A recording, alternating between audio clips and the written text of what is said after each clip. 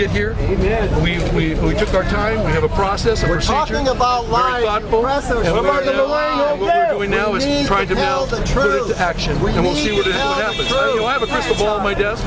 Nothing's been done for years and years and years. Does that mean we just continue with the status quo? Just get it on film, just a little, because everybody's asking, what is this about? Well, my understanding is this initiative, this injunction initiative, is targeting 80 individuals that have multiple convictions within the geographical area that we call Central City East and Skid Row. One of the critical elements is that all of them have given their home address at locations outside of Skid Row. Some have affiliations with gangs.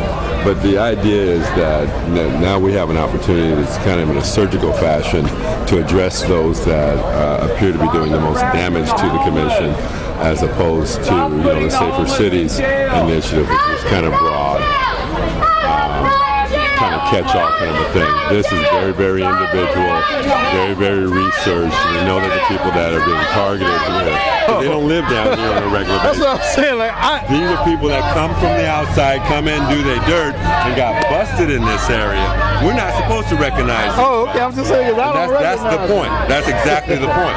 If there are folks that we recognize, there might be other issues for us to look at.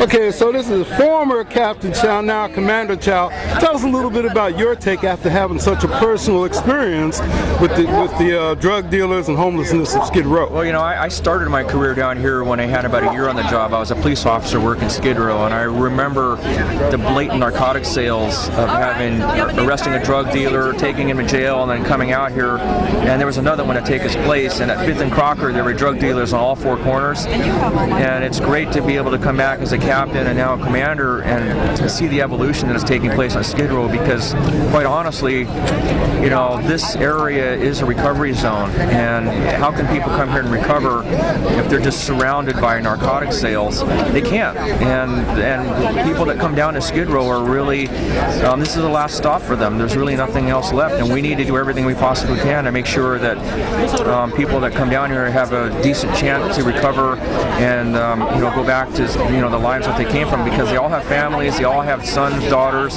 they all had jobs, and our job is to make sure that the service providers around here can do what they've been tasked to do, and that's help people. Do a lot with city council, so I know there's cameras everywhere. Don't you see them? How come they're not arrested? Well, that's what the injunction is for. The injunction is going to be another tool, because before we had to actually observe somebody sell narcotics or commit a crime.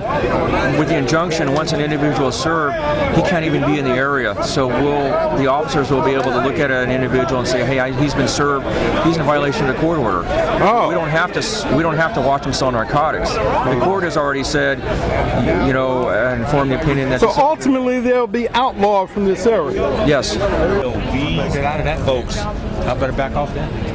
So that's cleaning up the area severely in terms of cutting down on the anti gangs and drugs. A lot of them talked about they can't come back to Skid Row. Right, so they already know. Right. But what they're doing now, they're going to actually do is called the recovery, the Central City Recovery Initiative. And so what that is they're actually going to serve paperwork to make it official. When you don't come back to Skid Row, that's just verbal. They're actually going to serve them with paperwork. Yeah. You are banned from Skid Row. I don't agree with that. I believe that they should help them. I don't believe just because they step foot back downtown that you should lock them up. They're saying they're trying to decrease. They're not teaching you nothing in jail. What to go work mean? You're not learning nothing. Thank you very much, bro. Appreciate it. Good luck to you. Yeah. Man, while we're here, Jose Acavide, City Attorney's Office, helped start the Skid Row 303 Street Brawl League. Right here, 2000. That was in 2007. Right now it's 2010, and he's still here. That's right. All right. Take care. Thank you. Thank you. Okay, take care, Bruce. See, is the solution here? The solution is, well, let me make it very clear. Law enforcement, the police department is not the answer. It's one small answer. Our job is basically to make it safe and clean it up so people who want to change from drugs, who want to have sustained sobriety, who want to reduce the recidivism rate, can have that shot. This is America. We're gonna. It's advanced citizenship. We need to be able to celebrate the fact that they can yell at the top of their lungs, and that's the greatest part of this country. And they disrupted a press conference that was here to help. We believe to help the homeless people. This is not help, sir. And so this is not help. Again, you're hearing exactly what America's all about, and you've got to be able to celebrate just that. What you need to have here now is true change. It needs to become a neighborhood for those children who are less fortunate, for no fault of their own. Being born into a poor family is not something that should be a curse to live in this. What does the video show? Do you know the video that you're going to be releasing today? It will show narcotics traffickers. It will show hooks being used. It will define everything you've seen in the injunction. If you've read the injunction, you will see all that conduct. All right, thank you. You're welcome.